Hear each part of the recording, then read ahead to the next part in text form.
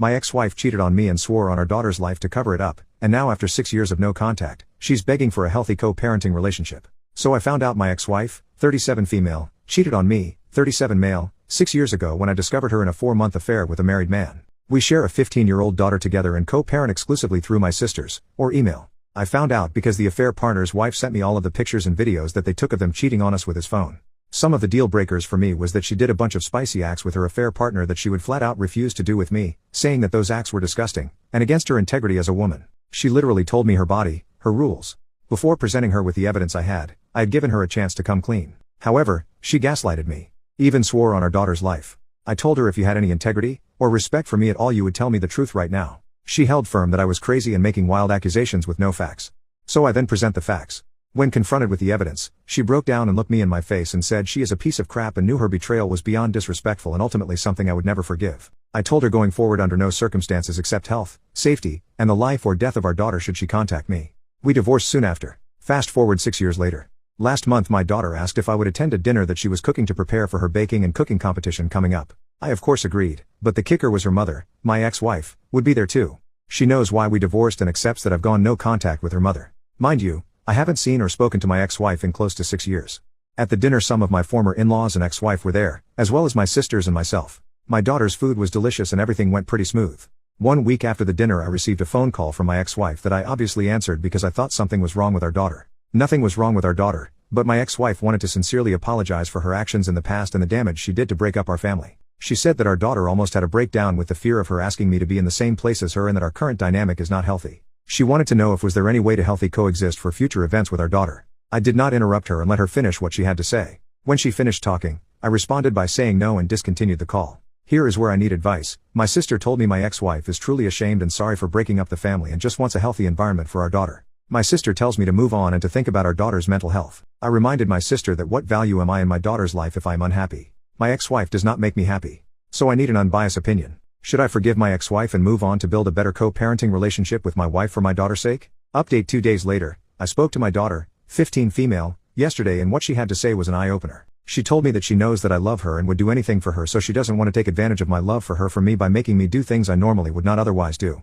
She says her mom is struggling with sadness sometimes and tells her all the time that your father is not ever going to move past hating me, which makes it hard for everyone else to stop judging her for her past as well. Apparently my ex-wife is venting her grievances with our daughter because she has so few friends. My ex-wife lost a majority of all of our childhood friends, as we all grew up together. None of the husbands want their wives hanging out with her due to the fact that she used girls' night as an excuse to be with her affair partner, and some of the wives knowingly and some unknowingly covered for her.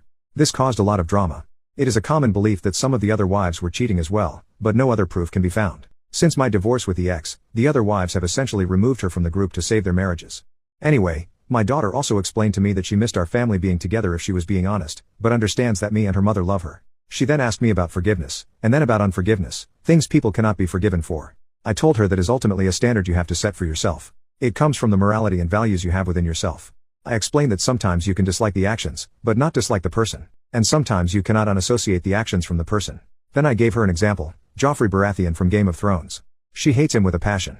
I said her mother is someone whose actions I cannot unassociate with her. I said it doesn't mean she is a bad mom, it just means she is someone who I cannot disassociate with her actions. As a result, mine and her relationship can never be the same. I then told her just because someone says sorry, that it doesn't mean that everything is okay. Unfortunately some actions have consequences, and in her mother's case her actions are a part of who she is as a person. My daughter then asks me if I have ever forgiven someone who has hurt me before, and I said yes. I have forgiven a lot of people. Forgiveness is a very important quality to have as a person. Ultimately, we had a very good conversation last night and said me and her mom will always be there for her when she has big life events.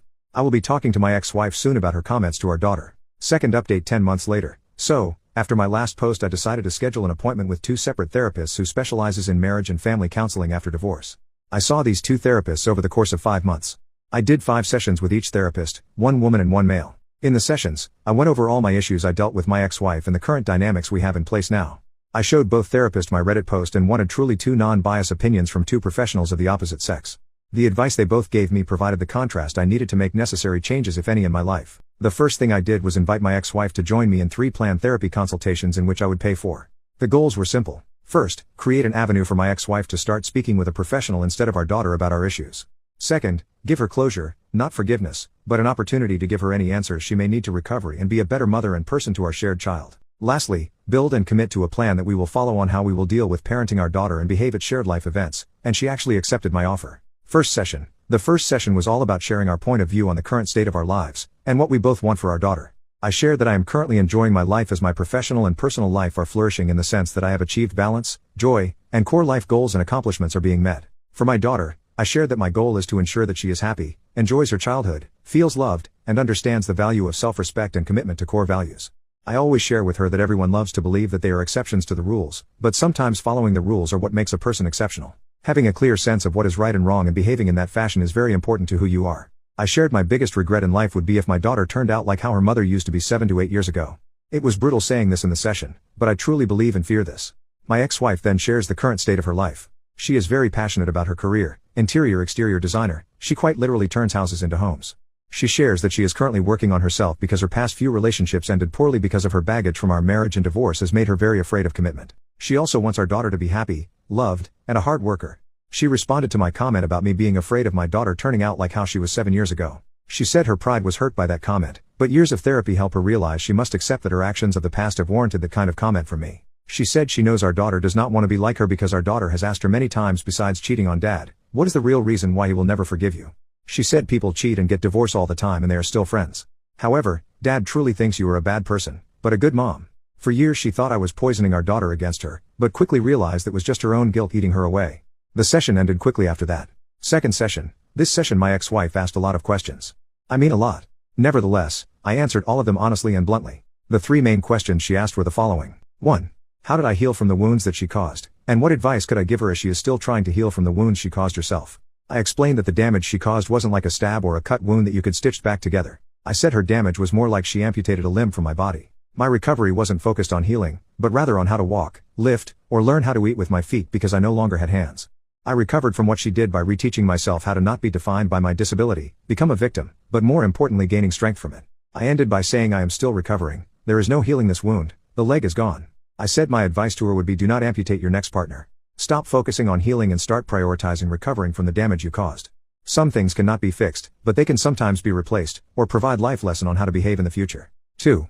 How can she replace what she has broken? I reply by giving an analogy. When a woman has a miscarriage, she doesn't replace the child she has lost when she has another baby. She values the life of the child she is because she knows what it is like to lose a child or not have a child at all. She doesn't replace what she has lost, she has to use her previous loss as a vehicle to find love in what she is now. I reiterated that she cannot replace or fix this. Her actions are permanent and cannot be undone. She must recover and use her experience to be better next time. 3. Is there anything she could do to allow us to be friends again? I replied by saying no. However, her being a great mother to our daughter and showing her how to recover from making the mistakes she made in her past would go a long way in making sure our shared interest is met. I explained there is no scenario in which I can give you forgiveness, because it is not a gift I can give. This gift must come from yourself. I cannot be responsible for your happiness or forgiveness. 4. Would you allow me to keep trying? I respond sure. Last session, we made major agreements. We came to an agreement that I would allow her to contact me outside of emergency if she agreed to not speak about our relationship with our daughter. Please let her be a kid. She can call me directly if she wants to coordinate vacations, holidays, or gifts. I will agree to do 1 counseling session a year with her until our daughter is married or graduates from college. The goal is the session is to build a stronger co-parent relationship and ensure we are not letting our past ruin share experiences with our daughter. Overall, it has been 3 months since our last session, and I believe that I did what was in the most important immediate need for our child, which was ensure she does not feel she is responsible for me and her mother's happiness when it comes to her life. She is back to being a now 16-year-old teenager, worrying about boys, clothes, and social status, which I am perfectly happy to deal with. As for my ex-wife, that is a whole other thread.